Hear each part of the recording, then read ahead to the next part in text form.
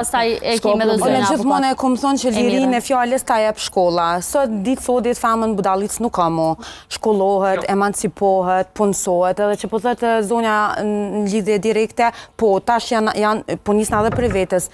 Jemi më të guximshme se kemi lirinë financiare. Mbi baza e çdo femre në ditë sotit me pas lirinë financiare. Do të thonë ti punon për veti, si i varun as për babës e as për burrit, që kjo është më e mira e kohës së sotit. Gjithsesi, unë nisna për vetës, unë asnjëherë nuk e kam shikuar një mashkull prej anës financiare, sepse faleminderit Zotit prej moshës 16 vjet unë punoj vetë dhe i kam vënë gjithë gjanat vetë. Edhe unë edhe në familjen time, edhe jashtë shtëpisë, unë çuna femën e pavarur prej moshës 16 vjeçare. E kam pas parën tam.